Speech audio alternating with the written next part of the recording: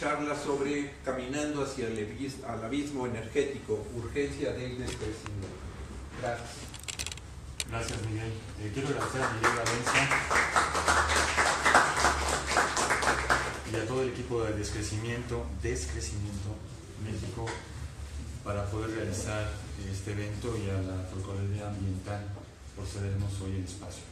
Lo que ustedes van a ver hoy aquí es un resumen de dos trabajos que realicé, uno para la UNAM, uno tiene que ver con la perspectiva petrolera de México y el mundo, y el otro tiene que ver con una perspectiva del modelo energético mexicano hacia el 2050 y un análisis crítico de lo que está ocurriendo en cuanto a programas de energía renovable en el mundo. Este fue con el Colegio de México. Entonces, bienvenidos a este asombroso viaje que la humanidad ha realizado en el consumo de energía. Pero hay algo bien importante que les quiero compartir. No se sientan ajenos a este viaje. Este viaje es parte de su vida. Desde que ustedes se despiertan, van al baño, van a desayunar, abren el refrigerador, ustedes son parte de esto, no son ajenos. Todo el mundo empuja para que esto ocurra, ¿de acuerdo? O sea, no es algo que está ocurriendo en Asia, lejos de nosotros en Siria, no, es algo que ocurre aquí todos los días en nuestros actos cotidianos, cuando prendemos un aire acondicionado, cuando prendemos un automóvil, etc. A todo el mundo le da miedo esto, tener un mundo hacia el 2050 contaminado, lleno de smog, y que las partículas de CO2 alcancen niveles jamás antes vistos en nuestra era como especie. Más bien lo que deseamos es esto. Esto es lo que esperamos para el 2050. Pero no estamos dispuestos a hacer ningún esfuerzo. Queremos que la tecnología nos resuelva todo. Entonces, si queremos un mundo así con la tecnología, hace falta algo aquí. Y es todo esto. Estamos pensando que con renovables vamos a poder resolver la transición energética de los combustibles fósiles contaminantes hacia energías limpias y renovables. Nos vamos a tener que acostumbrar a todo este tipo de maquinaria industrial que va a invadir el territorio. Entonces, además, el consumo eléctrico va a pasar de actualmente en México 300 terawatts por anuales a un increíble consumo del triple hacia el 2050. Porque las renovables solo dan electricidad, no dan nada más. Entonces tenemos que volver todo eléctrico, y eso va a meter en una seria tensión a todo nuestro sector eléctrico, y aparentemente no lo hemos visualizado. Todo el mundo está en pro de las renovables porque la conciencia, yo le llamo la inocente conciencia ambiental colectiva, dice fuchi al petróleo y vivan las renovables sin ver todo lo que hay detrás. Entonces me surgen una serie de preguntas. ¿Qué va a ocurrir cuando estas máquinas invadan el territorio con el patrimonio histórico? Eso es algo que es muy importante tener en cuenta.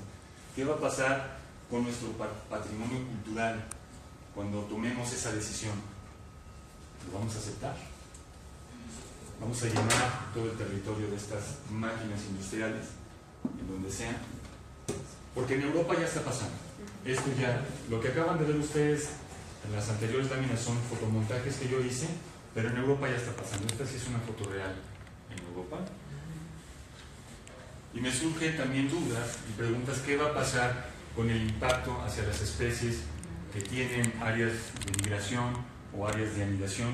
Yo no me quiero imaginar un parque eólico por donde pasa la mariposa monarca, o donde hay áreas importantes de descanso para los flamingos y especies endémicas de nuestro país.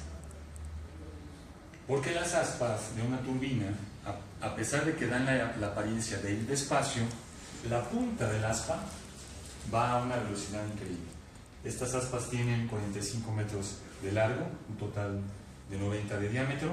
Si lo multiplicamos por 3.1416 nos da 280 metros este perímetro, y este perímetro se recorre 25 veces por minuto, lo que nos da 7 kilómetros por minuto, y en una hora nos da 420 kilómetros por hora. Ninguna especie, ni murciélagos, ni búhos, ni lechuzas, ni pelícanos, ni palomas, nada puede evitar una colisión de un objeto que viene a 420 kilómetros por hora. Y es un problema grave ya en muchas zonas. En el Istmo de Tehuantepec se habla de al menos un impacto de 50.000 aves muertas por año. Eso es el impacto. Entonces, si somos ecologistas, si somos verdes, hay que considerar esto. ¿Será que las especies se adapten o las vamos a aniquilar? Porque estamos saturando el planeta de estos equipos industriales. Esta es una foto en California. ¿Qué pasó? Perdón. Pero en el Istmo de Tehuantepec no estamos lejos de esa situación. En el Istmo de Tehuantepec ya rellenamos con más de 1.400 equipos de estos, ya estamos cerca de los 2.500 megawatts. Y a mí me surge una pregunta aquí: ¿qué pensará la señora que vive en esta casa de nuestro fervor verde? Porque a ella le tocó un poste aquí. Y estas cosas hacen un ruido espantoso, además que tienen este impacto del infrasonido que causa daños a la salud. Entonces, nuestro fervor verde tiene un impacto sobre las poblaciones en donde caen este tipo de instalaciones.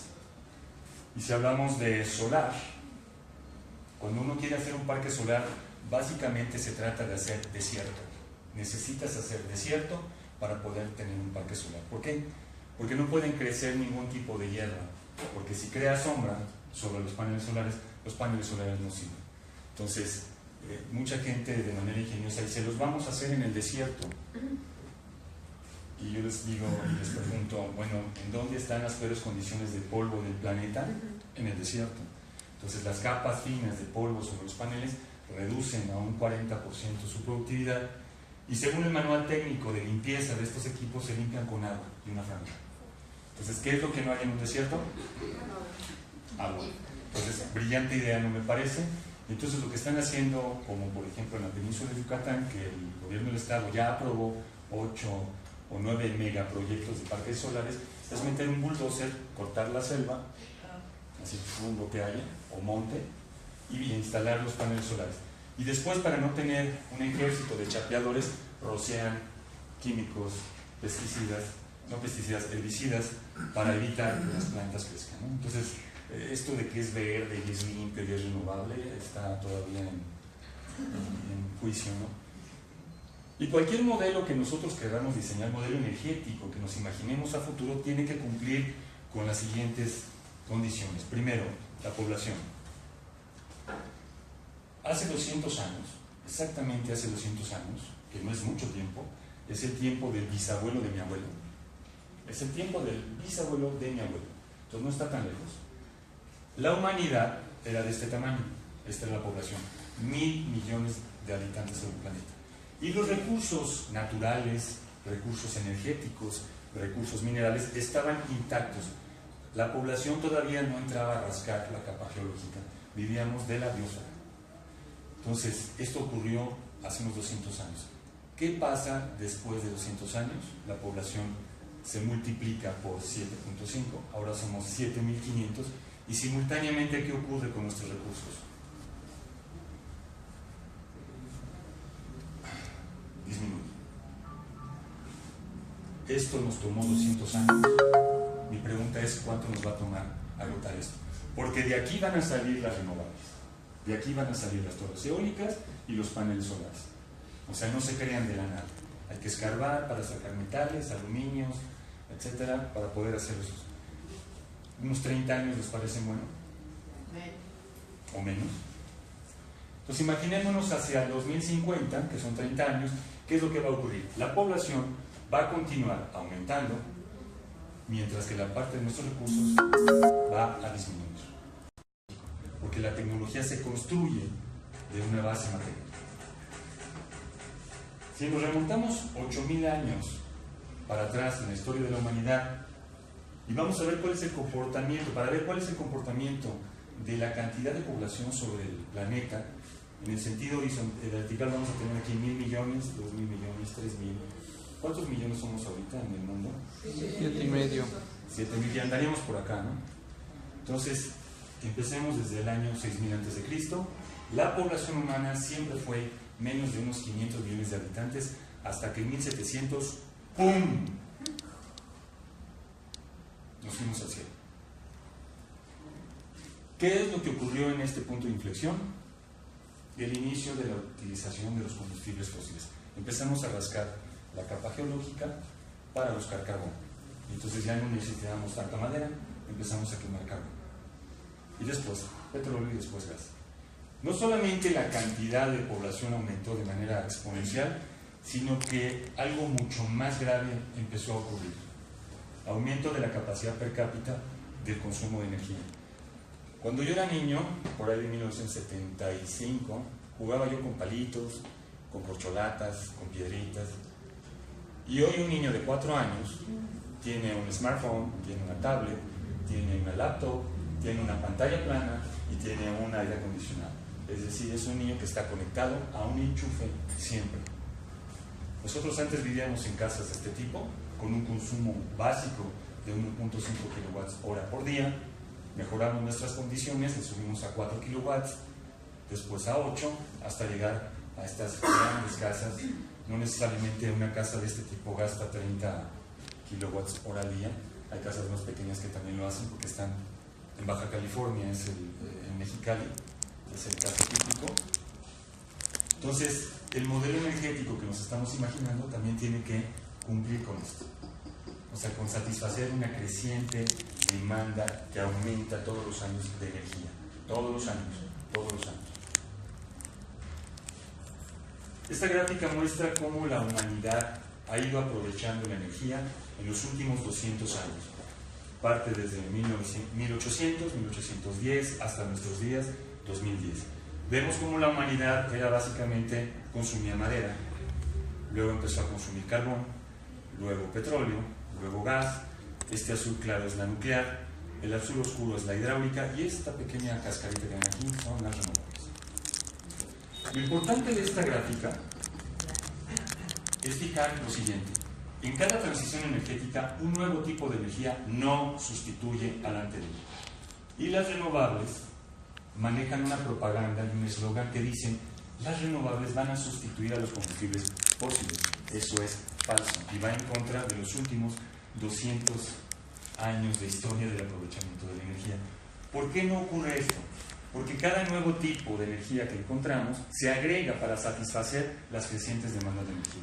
Nuestras demandas de energía no están estables, crecen todos los años, y no nos alcanzan. Solemos decir, cuando la humanidad pasó de la madera al carbón. Solemos decir, cuando la humanidad pasó del carbón al petróleo. No es correcto. La forma correcta es decir, cuando la humanidad utilizaba la madera y agregó el carbón. Cuando la humanidad usaba la madera y el carbón y agregó el petróleo. Y así sucesivamente. No han ocurrido sustituciones de consumo de energía. Ni siquiera de la madera, que era digamos, la parte básica de la humanidad. Seguimos consumiendo madera. 2. Esto también es muy grave. La densidad energética del nuevo tipo de energía siempre fue superior a la anterior, hasta hace unos años. La madera me permite, 1 kilo de madera, me permite generar 4 kilowatts hora. Es decir, yo prendo 1 kilo, le pongo fuego a 1 kilo de madera y va a estar 4 horas prendido y me va a permitir esa capacidad. Es más o menos lo mismo que da una hornilla de una estufa. Son 1000 watts, la dejo prendida 4 horas, pongo mi frijolito a cocer ahí y en 4 horas el frijol está listo. Es decir, con 1 kilo de madera yo puedo cocinar un kilo de frijol. La del carbón duplica la densidad. El mismo kilo tiene una densidad más alta, de 9 kilowatts hora por kilogramo. La del petróleo es aún mayor, la del gas anda por ahí. Me brinco la nuclear porque es un caso especial, pero si pasamos a las renovables, resulta que se cae la densidad energética. La hidráulica es de apenas de 0.2 kilowatts por kilogramo, por eso tenemos que hacer unos enormes embalses para poder aprovechar el agua para generar energía eléctrica. La eólica es de 5 kilowatts hora por metro cuadrado, que anda muy similar a la de la madera, aunque no son las mismas unidades. Habla de una dispersión de la densidad energética. La solar, 0.2 kilowatts hora por metro cuadrado, y la batería es de las peores. La batería, que ahora se está definiendo como la solución al desarrollo de las renovables, pues es 0.2 kilowatts por kilogramo. Finalmente, el aumento exponencial del consumo de energía es reciente, es casi la vida de mi abuelo. Aquí más o menos en 1945, la humanidad consumía apenas 2.000 millones de toneladas de petróleo equivalente, y en el lapso de 70 años hemos multiplicado por 7 nuestro consumo energético, y cada año aumenta. Cada año aumenta. No nos alcanza ninguna fuente de energía para resolver esto. Entonces las renovables quedan totalmente fuera de escala. En los últimos 15 años, eso es algo bien curioso también, la propaganda renovable pone desplegados en todos los periódicos a nivel mundial, cada vez que se pone una torrecita eólica, cada vez que pone una torrecita sale en todos los periódicos. Sin embargo, en los últimos 15 años, lo que más ha agregado la humanidad en el consumo de energía es carbón. Lo que pasa es que cuando instalamos una central eléctrica de carbón no es políticamente correcto, entonces no sale ningún desplegado, no sale ninguna. Entonces, cuando de repente colocamos algo de solar, hasta el Papa va a bendecir el parque solar, ¿no? La eólica apenas nos dio 183, miren el carbón 1461, el gas 950 y el petróleo 794. Ese es el ritmo. El problema que tenemos es que del 2000 al 2015 aumentó 4.000 millones de toneladas en las necesidades de consumo, es decir, más o menos 250 por año. La eólica no ha hecho eso, ni eso en los últimos 15 años. Y lo que necesitamos es esto por año, cada año. Entonces, la eólica y la solar están muy lejos de resolvernos el problema. Pero hay un gran lobby renovable que empuja para que esto ocurra. ¿Cómo usas la energía? Repito, esto es parte de tu historia, tú estás aquí, o sea, tú no eres ajeno a esto. Desde que lograste tomar un transporte para llegar aquí, esto te compete. Y vamos a entender un poco cómo funciona la energía, los flujos de energía que ocurren aquí el día de hoy. Capacidad de fuerza de diferentes seres vivos, máquinas biológicas, les llamo yo, en watts. Un gato, si yo le pongo un arnés y lo hago correr, le puedo poner un tambache de libros y me lo va a llevar con una potencia de 20 watts, más o menos. Un perro, 60 watts. Un ser humano, 100 watts. Un ser humano es igual a un foquito de los antiguos de 100 watts. Esa es nuestra capacidad. Nada más que el ser humano, si yo lo pongo a hacer ejercicio y desempeñar 100 watts, en 2 horas le dan un paro cardíaco. En cambio, un foco puede trabajar 4.000 horas. Entonces, la energía es poner a disposición de nosotros esclavos energéticos. Eso lo vamos a ver un poquito más adelante. Un caballo tiene 745 watts de potencia, un rinoceronte o una vaca grande 1200 watts y un elefante 2200 watts. Estas son las máquinas biológicas con las que el ser humano antes de nuestra era industrial trabajaba. Con esto trabajaba. Aquí tenemos el primer ejemplo. Un trineo jalado por 6 perros, 60 watts por cada perro, 360 watts. Y me muevo. No pongo gatos porque tendría que poner unos 50 gatos, ¿no? ¿Y qué tal este? Este animal, con esa potencia de 2200 watts, puede jalar solito un tronco gigante, más o menos de una media tonelada. Si yo lo quisiera hacer con seres humanos, ¿cuántos seres humanos necesito? ¿Cuántos esclavos? Necesito 22.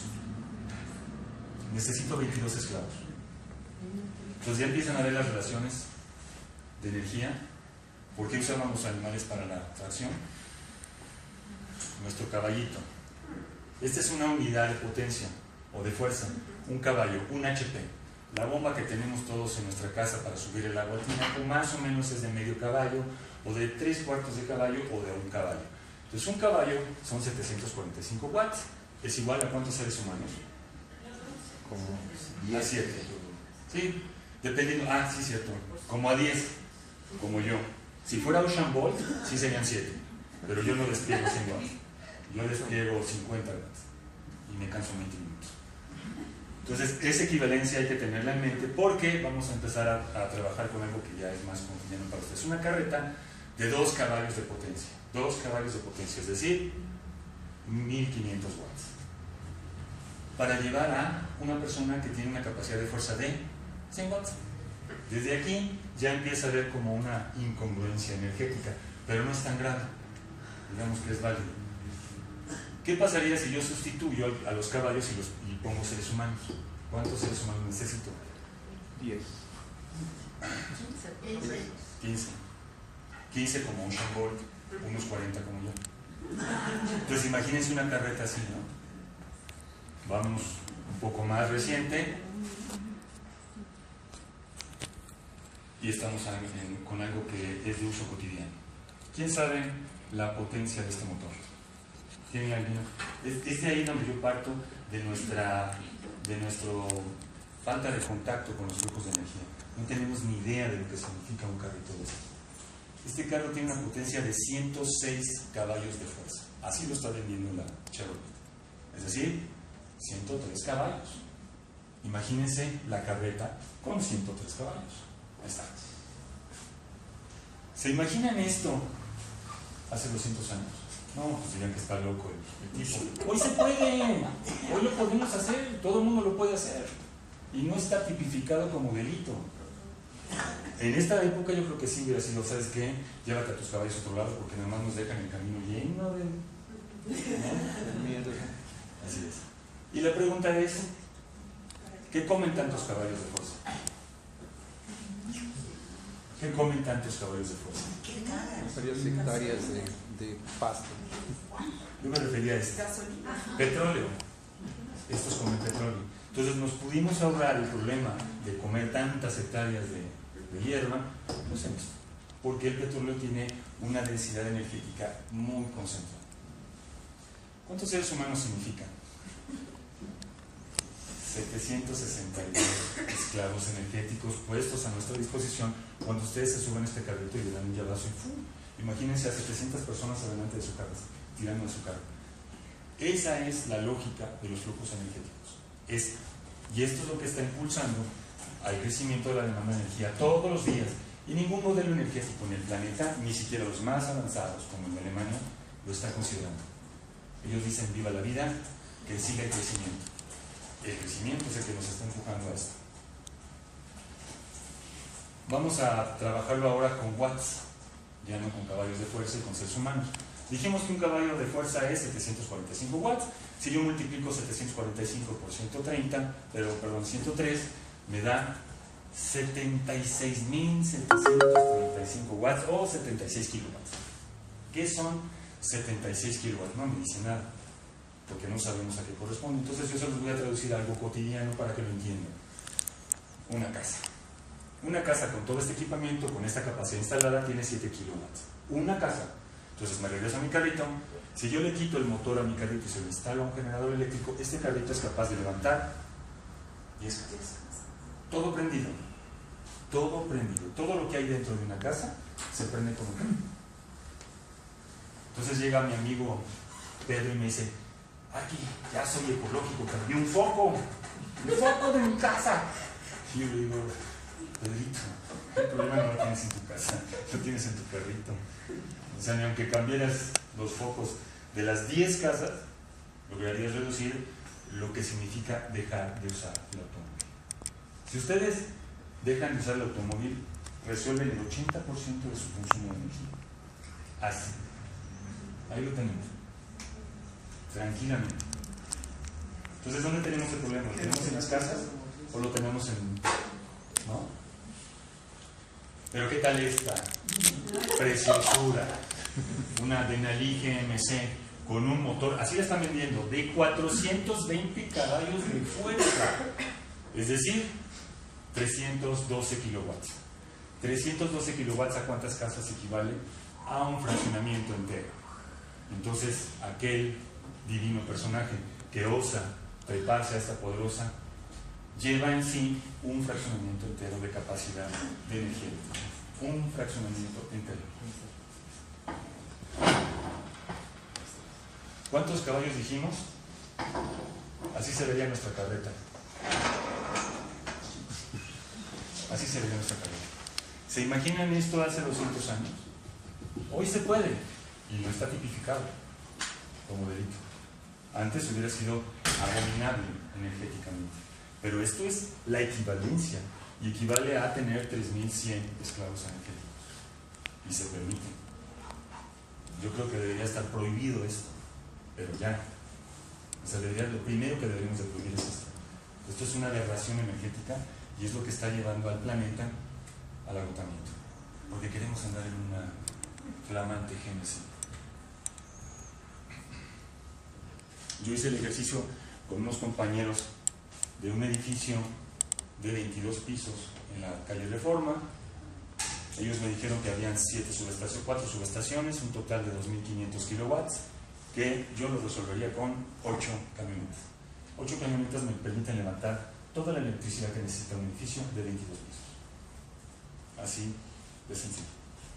Y créanme que por cada piso hay al menos 20 propietarios de este tipo de camionetas. Entonces 20 por 22, entonces imagínate la capacidad. Yo les quiero compartir la paradoja de Kenia. La paradoja de Kenia es una situación que yo viví con mi hija Kenia cuando ella tenía 10 años. Se volvió experta en calcular la capacidad que tenía cada vehículo para prender casas. Y me decía, mira papá, ese carrito que va ahí como 15 casas. Mira papá, esa camioneta que va ahí como 32. Ese autobús gigante que va allá como 50. Ese trailer como 75. Se volvió experta y tenía 10 años. Y cada vez que salíamos a dar la vuelta en el carro, me iba diciendo eso. Hasta que de repente se quedó callada y me dijo, se quedó así, muy seria ella, y me dice, yo cuando lo oí que se puso seria dije, en la torre, aquí viene la pregunta de los incontestables.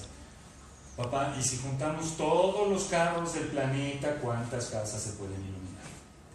Entonces casi me pongo a llorar, porque eso se llama la carga planetaria.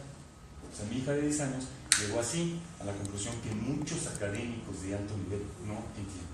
Y eso que tiene muy claro. Existen en el mundo poco más de 1.100 millones de automóviles. 1.100 millones de automóviles. ¿Cuántas casas puedo levantar con 1.100 millones de automóviles? 11.000 millones de casas. ¿Cuántos habitantes somos en el planeta? 7.500. Nos da para casa y media. O sea, tenemos en nuestros carros la capacidad, o sea, si yo saco el motor y lo instalo un generador eléctrico, para generar electricidad, para que cada individuo en este planeta tenga una casa en media prendida. La mala noticia es que solo hay unas 2.000 millones de viviendas.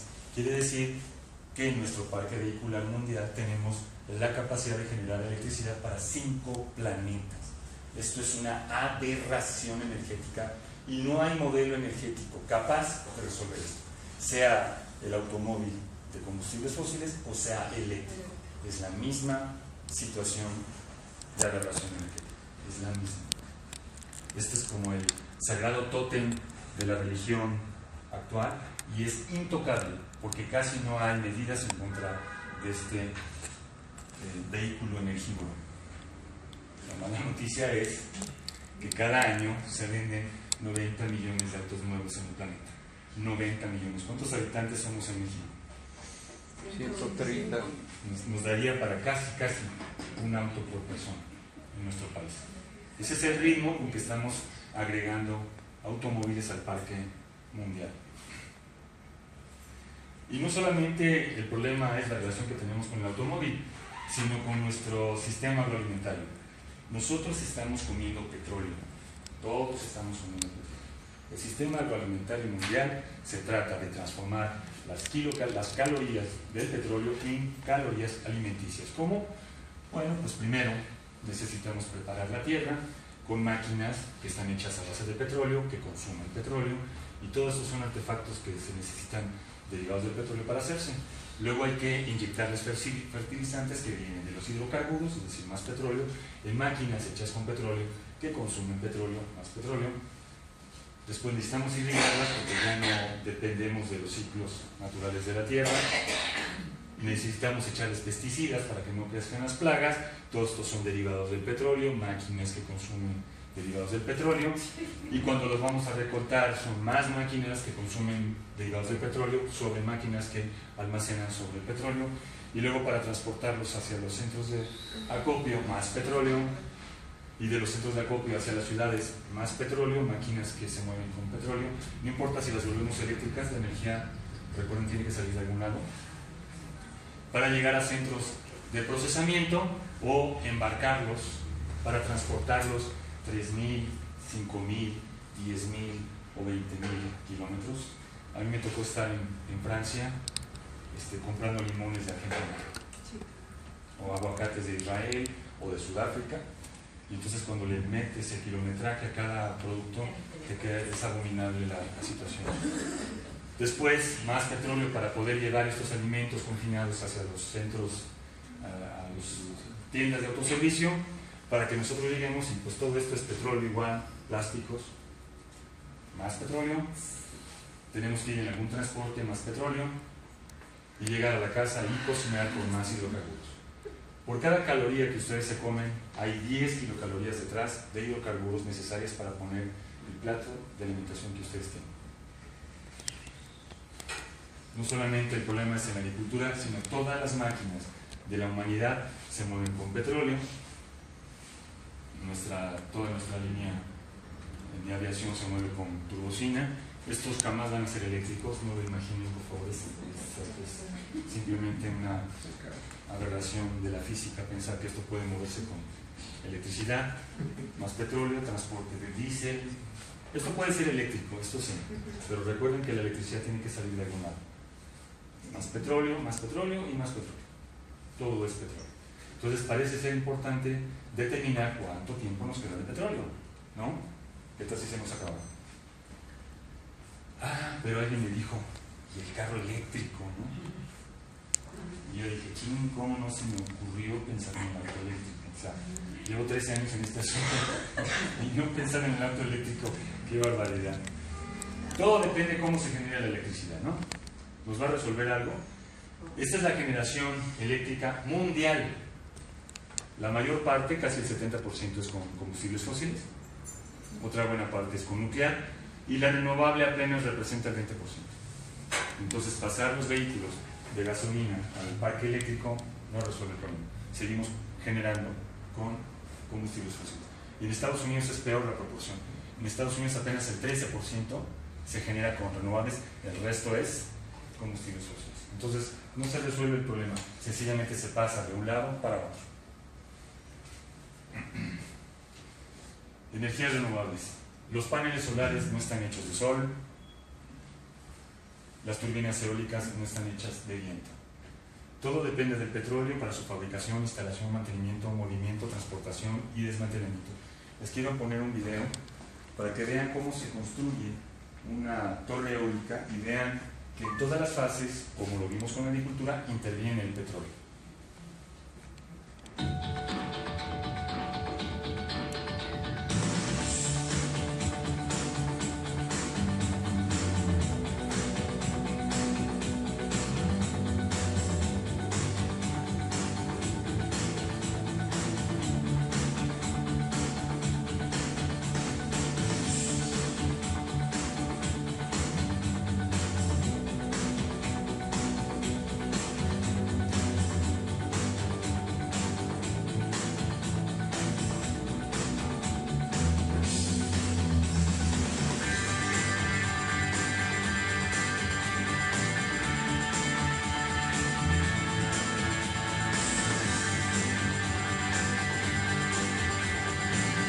Son varillas de acero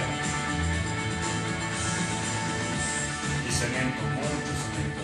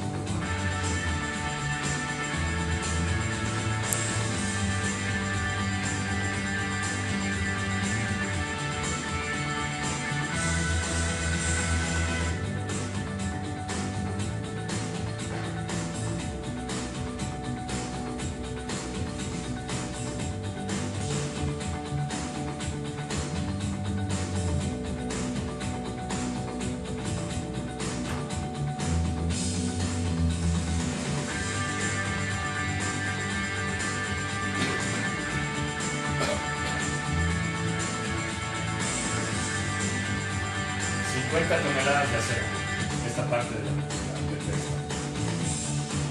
90 toneladas lo que hay arriba.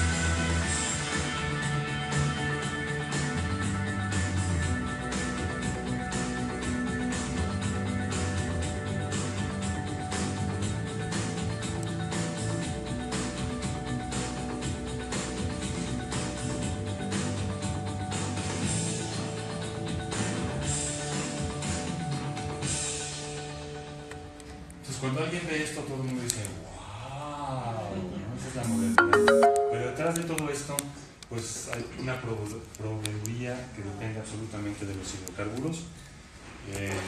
Otro aspecto interesante son los biocombustibles. Los biocombustibles hace 10 años se promovieron como la solución a la sustitución de los combustibles como la gasolina, el diésel. Después de 10 años la Unión Europea se da cuenta de que esto está empujando la deforestación, la invasión del suelo agrícola, la exacerbación de los conflictos sociales en las regiones, desplazamiento de comunidades, y por eso la Unión Europea le pone un freno a esto. Dice, Bruselas impone restricciones al uso de los hidrocarburantes tras impulsar su uso en la década pasada. Es ridículo que ahora, 10 años después, se hayan dado cuenta y digan, ching, la regamos, ¿no? Con algo tan sensible y tan importante. El mundo consume de esta manera, en el día de hoy, la energía. El 22% es carbón, 38% es petróleo y 21% es gas. Y el 80% es combustibles fósiles. El 12% es la madera utilizada en sus formas tradicionales en las casas, en las zonas rurales. Es decir, esto no es biomasa, la biomasa es otra cosa. Esto es las comunidades pobres que todavía siguen usando la madera. Y si hacemos son todos, antes de pasar a eso, vean cómo la hidráulica lleva 100 años de desarrollarse. 100 años que estamos construyendo presas hidroeléctricas en el planeta. Y no pasó del 3.4. Y es una de las primeras fuentes renovables que utilizamos, es de las más estables, de las que mejor se aprovechan, y no logró despuntar. Se quedó en apenas en un 3.4 y ya se agotó. Ya no hay más ríos, no hay más montañas, ya no hay más espacios para poder meter a la hidráulica. Si hacemos un todos contra la eólica y la solar, daría esto. Esta es la proporción. Estamos pensando, hoy, esa es la proporción, estamos pensando que esto nos va a resolver todo este enorme consumo de energía. Esa es otra de las condiciones. Y para que una fuente de energía logre abastecer más del 10% del total, se necesitan unos 20 o 30 años o más. Es decir, no vamos a tener a tiempo esto, y es probable que perdamos muchos de estos fuentes, porque estas fuentes son no renovables y no las estamos agotando así. Surge la urgencia de saber cuánto petróleo nos queda, porque de eso depende nuestra existencia, por lo visto. Depende de nuestra comida, depende de nuestro transporte, depende de nuestras casas, ¿no? ¿Cuánto nos queda de petróleo? El pronóstico indica que vamos a seguir dependiendo del petróleo, del gas natural y del carbón hacia el 2040. O sea, no mejoran las condiciones en 20 años. Y las renovables van a representar apenas el 3%. Podría ser el 10%, pero no resuelve el problema. Y hay gente que se imagina que todo se puede cubrir con renovables. Proceso de aprovechamiento de los recursos energéticos. Esta es la parte grave de la historia, porque estamos pensando que es fácil resolverlo. Se nos acaba el petróleo. Así me dicen, en algunos niveles académicos. Se nos acaba el petróleo, están las renovables. Ya, se hizo la transformación. ¡Wow! Con solo desearlo, como si fuéramos malos. Resulta que el aprovechamiento de los recursos energéticos, primero se explotan los recursos más fáciles, más económicos, más abundantes, más productivos. Y se desechan o se discriminan los recursos más complejos, de mayor riesgo, más limitados y de mayor costo. Es decir, primero orientamos a la maciza y después dejamos el retazo con hueso, ¿no? ¿Por qué creen que la eólica está instalada en el Istmo de Tehuantepec y no en otras partes del país? Porque es el mejor sitio para la fuente eólica del mundo, no del país, del mundo. Los mejores índices de productividad eólica están en el Istmo de Tehuantepec y las mejores condiciones de suelo para eso están ahí. Porque no es lo mismo poner las torres en una montaña, que solamente se pueden poner en las crestas, que ponerlos en territorio y donde tú puedes poner hileras sucesivas. Por eso el Istmo de Tehuantepec está lleno de eólicas. ¿Qué pasa cuando se satura? Ya no hay más, se agotó la capacidad. O sea, no va a poder seguir creciendo la eólica. Ocurre otra característica singular en la evolución de la explotación de cualquier recurso. Se describe una curva de campana. Todo inicia rápidamente, la producción aumenta muy rápidamente y de pronto las cosas se ponen difíciles y empieza la declinación de la explotación de un recurso. Esto ocurrió En esta parte es la parte fácil, esta es la parte difícil y esta es la parte muy difícil. Y ocurre en la explotación de todos los recursos energéticos: gas, carbón, uranio, eólica, hidráulica, solar, la que sea. Es el mismo comportamiento. Vamos a ver, esta es la gráfica de producción de petróleo de Noruega. Va de 1970 hasta el 2030 y en el sentido vertical tenemos aquí 1 millón de barriles al día, 2, 3 millones. Y vemos claramente cómo empieza rápidamente la producción, sube y alcanza los 3 millones de barriles y de pronto, ¡pum!, en el 2001, un poquito antes que nosotros, se desploma la producción. Noruega no tiene problemas con financiamiento, están las mejores empresas petroleras del mundo en ese lugar, tiene las mejores condiciones de contratos y licitaciones para la industria petrolera. Se acabó. Todo por servir se acaba. Vemos claramente cómo se dibuja esta curva de campana. Todo fue fiesta al empezar, después se complicó y ya la mayor parte de las compañías está abandonando la zona porque se agotó el petróleo, ya no hay más petróleo. Lo mismo ocurrió con la explotación y la construcción de presas hidroeléctricas en el planeta. Veníamos construyendo desde 1900, imagínense, desde 1900 ya estábamos construyendo 50 presas por año. Veníamos más o menos por debajo de las 100 presas y aquí en el 1945, justo cuando llega el petróleo y arranca la gran producción, llegamos a un pico en el 75 y después se ha empezado a declinar. ¿Por qué ya no estamos construyendo tantas presas hidroeléctricas? ¿Por qué ya no se hacen tantas presas hidroeléctricas en el planeta? Porque ya no hay lugar. Ya no hay lugar. Todas las cuencas hidrológicas fueron utilizadas desde hace más de 100 años. Y esta gráfica es la misma para Estados Unidos, para Brasil, para México, para cualquier país. Australia, China, como está retrasada, todavía tiene algunas áreas, se puede desarrollar, pero la propaganda renovable dice que la hidráulica nos va a resolver el problema, y es falso. La hidráulica es una tecnología madura, saturada, y ya no va a crecer. Hasta ahí. Entonces, tachen la hidráulica, no nos va a ayudar. Condiciones de dispersión geográfica. La naturaleza ha sido un tanto injusta en la repartición de los recursos. No es como aquellos padres que les dan por partes iguales a todos los hijos. No les dicen, a ti país te voy a dar un chorro, a ti no te voy a dar nada, a ti te doy un poquito, a ti te doy todo. Y esto es lo que ocurre a nivel mundial. La distribución es homogénea y tienden a concentrarse grandes acumulaciones y se reproducen todos los recursos energéticos: hidráulica, solar, eólica, carbón, la que quieran. Es parejo para todos. Este es el recurso eólico de nuestro país según la Asociación Mexicana de la Energía Eólica. Es una gráfica oficial, no lo estoy inventando. Y básicamente tenemos 3 zonas: el Istmo de Tehuantepec, Tamaulipas y Yucatán. Una vez que hayamos saturado y rellenado de torres eólicas esos 3 lugares, se acabó la eólica en nuestro país. Los demás lugares no representan un potencial significativo para desarrollar la eólica. Entonces, la eólica se nos va a acabar rápido. Y estamos pensando que eso nos va a permitir crecer al infinito. Crecer. No se va a poder. Con la eólica no se va a poder. Esta es la distribución del recurso hidroeléctrico de los Estados Unidos. Vemos claramente, como no es homogéneo, hay 3 grandes concentraciones, una aquí, otra acá y otra acá. La mayor está en este lugar. Y en cuanto al recurso eólico en Estados Unidos, es lo mismo. Las zonas de mayor consumo en los Estados Unidos están por aquí y el recurso eólico más importante se encuentra a este lado. Entonces tampoco es que me va a resolver el problema tan fácilmente. Esta es la producción de maíz para etanol. Ocurre lo mismo, solamente ciertos estados concentran la mayor parte de la producción. No en todas partes el maíz crece con la misma alegría, digamos. Y vamos a ver las reservas mundiales de petróleo. Este sí es algo grave. ¿Cuántos países hay en el mundo? ¿Cuántos países? 200 países. Hay alrededor de 200 países, dependiendo quién se divide, si Cataluña se va o se queda, etc. Pero somos 200.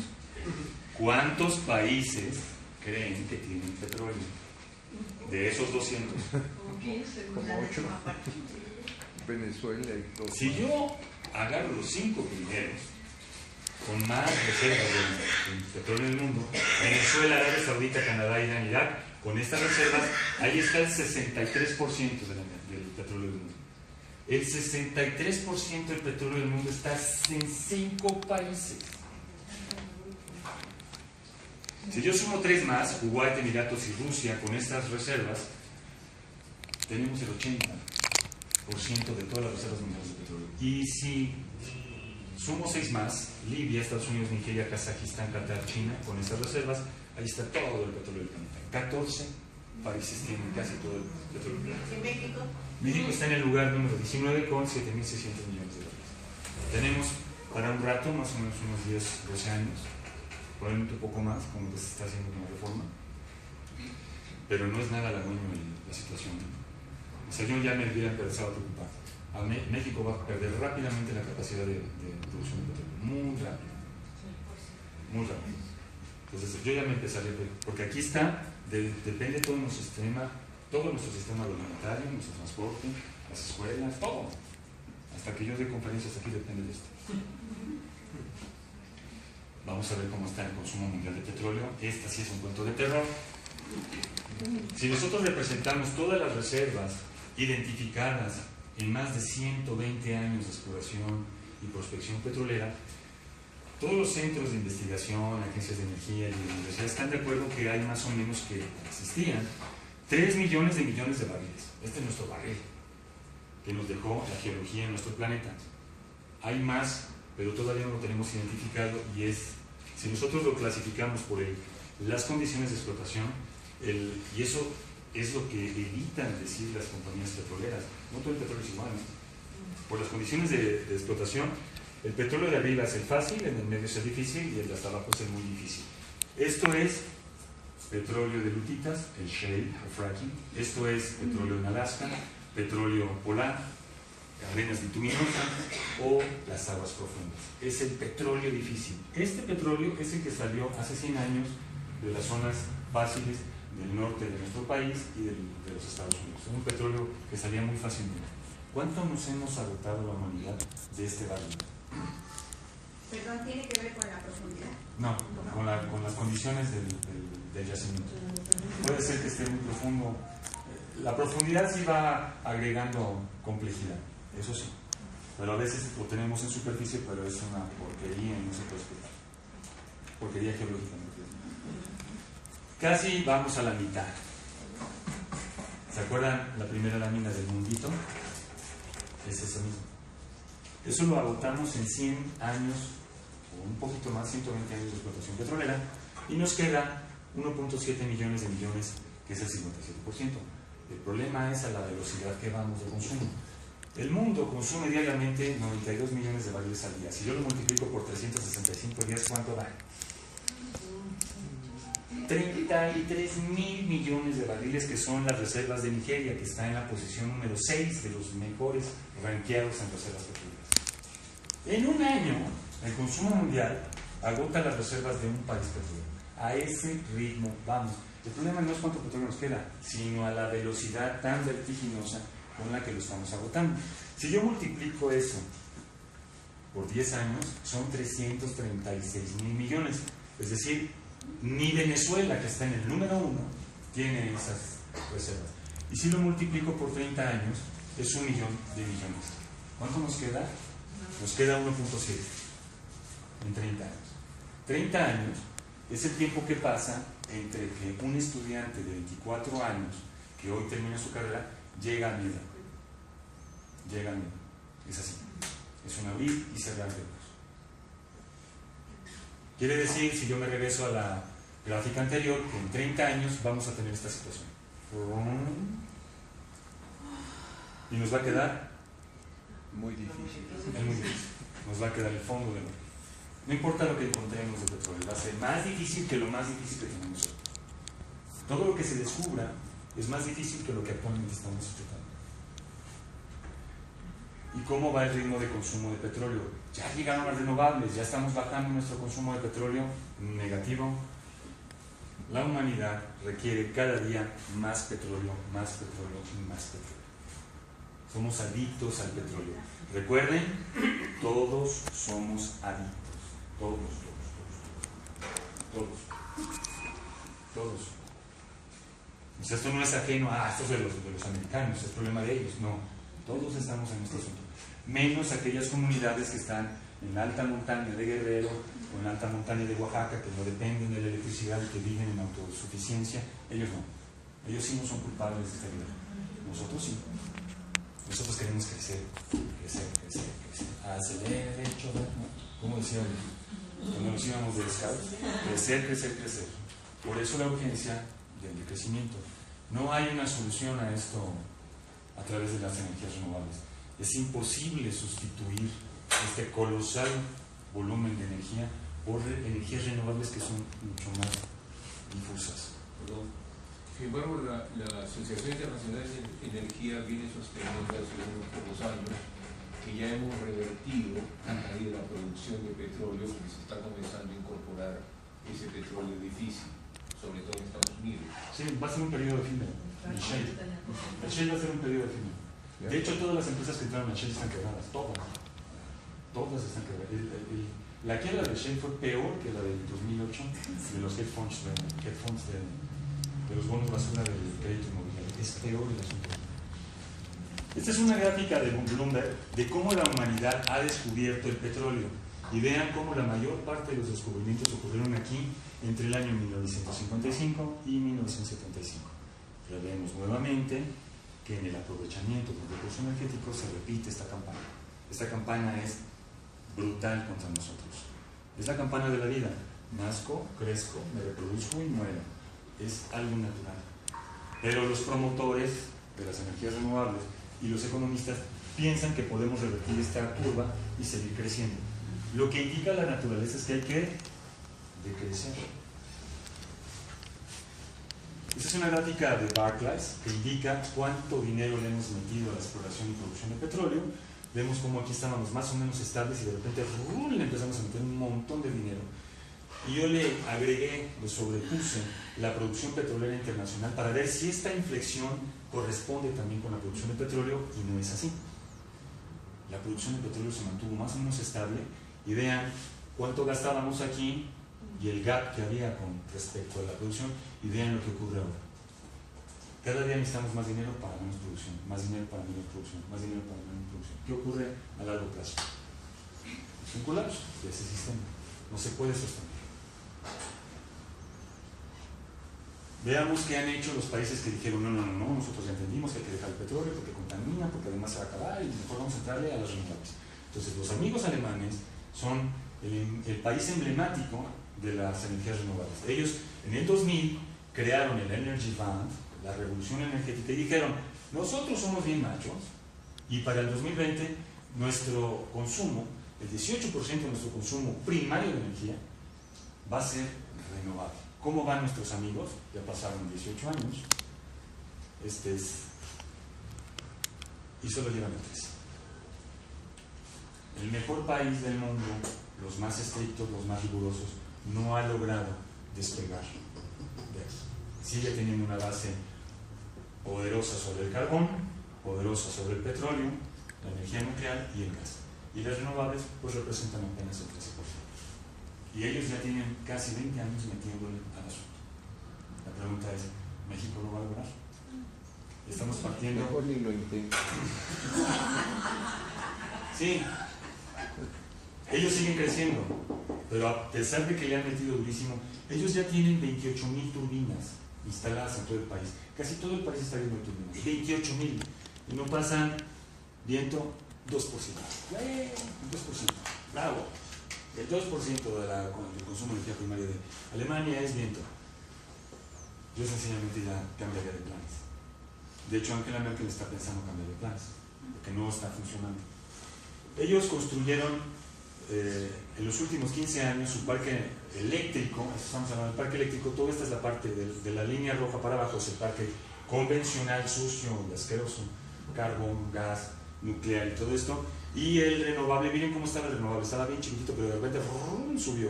Vean cómo la hidráulica no crece. ¿Por qué no crece la hidráulica? ¿Recuerden por qué no crece la hidráulica? Ya están agotados los espacios. Ya no hay espacio. Entonces es falso cuando alguien se para y no, es que mira la hidráulica borra del mapa que ya no existe. Lo que está creciendo es la solar y el viento. Y ahorita casi están 50-50, 50-50 en capacidad instalada. Pero a la hora de generar, ver cómo nos va. Resulta que cuando generan, el parque sucio genera 70 y la renovable genera 30. Y además genera cuando no necesito la electricidad, que es lo peor. Porque cuando hay viento, uno no lo puede calcular. Y si en ese momento no hay demanda, ¿de qué me sirve que genere? ¿No? En cambio, no hay almacenamiento. No existe el almacenamiento. No existe. De verdad. O sea, ni lo menciono porque no existe. Comercialmente no hay almacenamiento. Esa es la manera en que tratan de darle la vuelta a los promotores de las renovables. Es que vamos a utilizar el almacenamiento.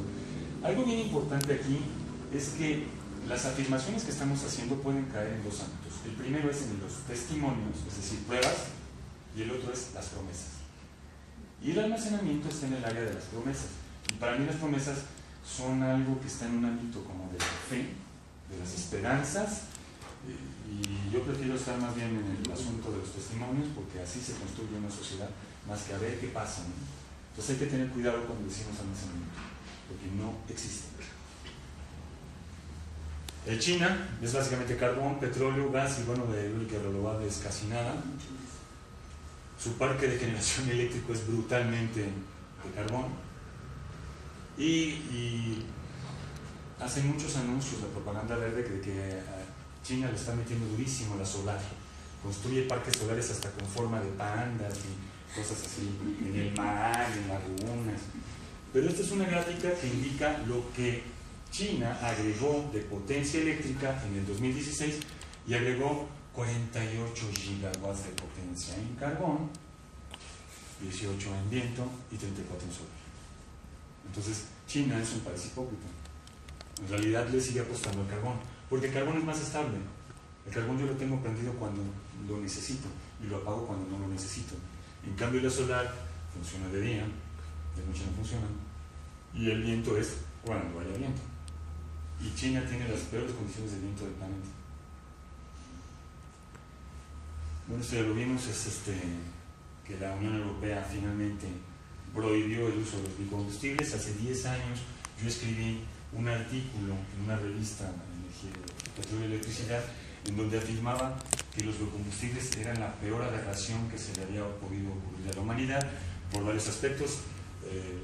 La superficie de cultivo limitada, aspecto ético ambiental de que como no es para alimentación le puedes echar todos los químicos que quieras, como no nos vamos a comer. Problemas de clima, es decir, si tú tienes una inundación pierdes la cosecha, pierdes la producción, y deforestación, presión del suelo y desplazamiento de comunidades. 10 años después, los parlamentarios europeos se ponen las pilas y reconocen que tenía yo razón. No solamente yo, una serie de investigadores que también conmigo opinábamos que era la peor locura los biocombustibles. En México se sigue impulsando el uso de los biocombustibles y hay ahorita circulando una gran propaganda con respecto a la utilización de nopal para generar biogás y entonces generar electricidad.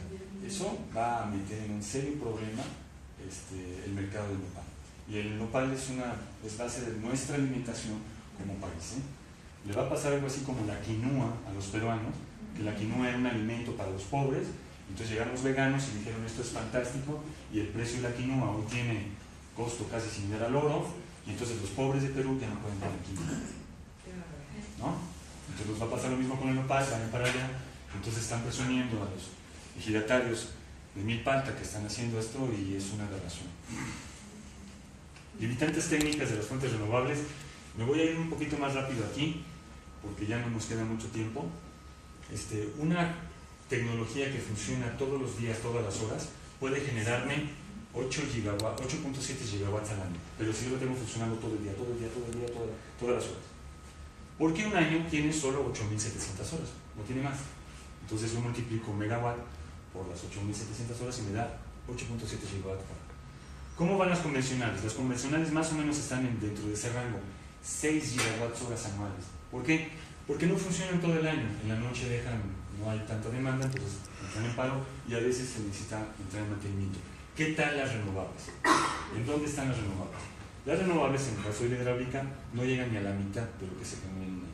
2.4 es el promedio en México y a nivel mundial es 3.4 gigawatts. Es decir, no disponemos de la hidráulica todo el año. ¿Por qué? Porque no todo el año llueve, ¿no? La eólica es más o menos igual que la hidráulica, 2.5, y la solar es la peor. La solar solo produce 1.1 gigawatts hora, es decir, una octava parte del año. Es lo que nos produce la solar. Si nosotros pretendemos reemplazar nuestra base de generación eléctrica sucia, convencional y espantosa, imagínense que esto es una planta, una central eléctrica. ¿De qué la quieren? Puede ser de carbón, puede ser de gas, puede ser nuclear o puede ser de petróleo, de combustible. Esto genera al año 6.000, o sea, con una potencia de 1.000 megawatts, genera 6.000 gigawatts. ¿Okay? Si yo pretendo sustituirlo con solar, necesito 5.500 megawatts. Es decir, hay que multiplicar por 5 si tú quieres hacerlo con solar. Si lo quieres hacer con eólica, lo tienes que multiplicar por 3, porque esta cantidad de megawatts instalado genera 6.000 al año. Esta cantidad de megawatts de eólica genera 6.000 al año. Por estos índices que veíamos acá. ¿Okay? No los estoy inventando. Y de hidráulica, que ya no existen, ya no podemos expandirlas, se necesitan 2.500. Para instalar 5.500 megawatts se necesitan 50 kilómetros cuadrados. 50 kilómetros cuadrados. El impacto del uso del suelo que va a tener el desarrollo de esta tecnología sobre las comunidades va a ser brutal. Vamos a tener un conflicto social grave. En el caso de la eólica, 150 kilómetros cuadrados para poder instalar, y en el caso de la hidroeléctrica es esto. En cambio, la sucia convencional cabe en 1 kilómetro. En 1 kilómetro yo puedo meter 1.000 megawatts y me generan 6.000. Entonces, es una locura pensar que vamos a poder hacer esto, sustituir esto. Vamos a ver qué implica. Para poder instalar solar, necesitaríamos una superficie que va, todo esto es río, el viaducto, luego este es el circuito, aquí está el aeropuerto, el circuito interior en la parte norte y hasta acá. Todo esto suma más o menos 50 kilómetros cuadrados. Necesitamos deforestar, desplazar, aumentar población para poder llegar a o cambiar el uso del suelo agrícola a desierto para poder instalar esta capacidad, cuando en la convencional lo que tengo es esto. No es que esté a favor de la convencional sucia y contaminante, es lo que hay, es lo que esta sociedad construyó, y es sobre lo que descansa nuestro confort que hoy nos permite estar reunidos aquí. Estamos pensando cambiarlo por una energía difusa, intermitente, y que además necesita muchísimo espacio. Hay conflictos sociales en el estado de Yucatán terribles por el desplazamiento, por la expansión de la eólica y la solar. Recuerden, la solar es hacer desierto. Necesitamos hacer desierto para poder instalar los parques solares. Esto habla de la intermitencia de la solar, de la eólica. En Europa tienen instalada esta potencia, y lo mejor que ocurrió fue apenas la mitad. La intermitencia fue brutal y la capacidad garantizada fue apenas el 10% de la potencia instalada. Entonces es un absurdo total. Estamos pensando resolverlo con almacenamiento. Así lo dicen de manera elegante los promotores de las renovables. Lo vamos a resolver con un almacenamiento. Entonces se trata de poner parques eólicos o solares conectados a unos gigantescos bancos de baterías. Estos son racks llenos de baterías, como las baterías que tienen ustedes en sus automóviles, quizás un poco más desarrolladas, pero que están confinadas y que necesitan aire acondicionado. Necesitan aire acondicionado. Nunca han puesto a cargar su teléfono y lo tocan y ya se calentó. Estas cosas se calientan, y si se calientan demasiado prenden fuego. No explotan ni hacen nada, se prenden. Entonces tienes que evitar que eso ocurra con aire acondicionado. Y no se resuelve el problema de las horas. Si un año tiene 8.760 horas y la eólica solo funciona 2.700 horas al año, ¿qué hacemos? Mi pregunta es, ¿vamos a poner a este parque a inyectar electricidad a la red o lo vamos a poner a cargar las baterías? O sea, y en caso de que digamos, no sabes qué, lo voy a utilizar para cargar las baterías, para que esto funcione, las baterías me van a entregar esto. La pregunta es, ¿qué hacemos el resto del año? Esto no se resuelve con tecnología, porque así funciona el ciclo físico de la vida en el planeta. Esto no tiene que ver con tecnología. Tendríamos que multiplicar por 15 o por 20 nuestra capacidad eólica y por 30 o 50 nuestras baterías para poder almacenar la energía. Necesitaremos una batería del tamaño del DF para suministrar energía al DF. Así. 8000 megawatts necesita el DF en más o menos a esta hora. Entre 6 de la tarde y 10 de la noche, el Distrito Federal necesita 8000 o 9000 megawatts de potencia. No existe una pila de ese tamaño. Y si existiera, sería del tamaño del DF, con aire acondicionado. Toda. Vamos a ver los modelos. Yo hice un ejercicio que está justamente en este libro, plasmado en este libro, en donde quería yo demostrar por qué el modelo energético mexicano no podía ir hacia las renovables. Entonces yo figuré 3 modelos. Uno que es el de la CENER. La CENER dice que vamos a generar hacia el 2050 el 50% de nuestra electricidad con fuentes limpias. Le agregué un 30% de parque vehicular, porque todo el mundo dice que el auto eléctrico es lo de moda. No, deja tu carro y ya cómprate uno eléctrico. Eso dicen. Vamos a pensar en una penetración del 30% en el parque eléctrico. Luego un segundo modelo en donde propongo que sea 100% renovable, como dice la Universidad de Stanford y Jacobson, que dicen sí se puede. Generación eléctrica 100% con fuentes renovables, 50% del parque vehicular eléctrico y el crecimiento hacia el cielo. En estos dos casos el crecimiento es libre, viva la vida, barra libre, tomen hasta embriagarse, ¿no? Y propongo un tercer modelo en donde digo, no, vamos a decrecer. Yo le propuse al Colegio de México un modelo, el tercer modelo, crecimiento de la demanda controlado y en reducción. No tengo aquí las gráficas porque no me da tiempo de explicarlo. Se llama control de la demanda y mix sostenible y generación eléctrica solamente con 25% y un 5% del parque vehicular eléctrico y solo el colectivo, no el individual. Y entonces hice la coordinada de los 3 modelos. El primero de la CENER pasa de 300 terawatts a casi 900 terawatts, porque le vamos a meter 30% de carros eléctricos. Y esta es la composición. No se las voy a explicar porque está medio rara, pero la idea es que la suma de todo esto de 860 terawatts hora al año, entonces la suma de todo esto me tiene que dar esto, y está complicado. Y el potencial que tenemos de renovable en México es este, entonces apenas si nos alcanza. En el caso de que quisiéramos el modelo 100% renovable, es peor, o sea, fracasa mucho antes. Pasamos de 300 terawatts a 1000, o sea, se multiplica por 3.5 porque el 50% va a ser eléctrico. Si se hace el parque eléctrico en México, va a ser la catástrofe para nuestra red eléctrica, la catástrofe. La suma, aquí el problema es que no puedo utilizar ya termo convencional, ni carboeléctrica, ni ciclo combinado. Tengo que depender de las fuentes renovables o limpias, y entonces tengo que meterle a la nuclear con singular alegría. Hay que construir 2 centrales nucleares por estado para poder llegar a este modelo. Y finalmente, el modelo de control de la demanda, en donde decimos que el crecimiento pasaría de 300 terawatts a solo 330, un 5% del parque eléctrico, y más o menos alcanzaríamos con esto a hacer esta suma y quedaría algo para el futuro. Porque el problema es que cuando utilizamos todo el potencial renovable, ya para el futuro no hay. O sea, las generaciones que dicen, ¿sabes qué? Se acabó, a ver cómo le hacen ustedes, inventen algo nuevo. Y con esto terminamos. Si quieren continuar con la información de este tema, yo estoy en Facebook administrando esta página, se llama Oil Reserve Energy and Population.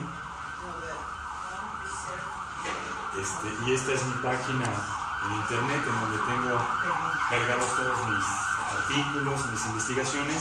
Este es mi correo, ocampo@energy.lat. Esta es la página, y esta es la página en Facebook, y esta es la de internet. Muchísimas gracias.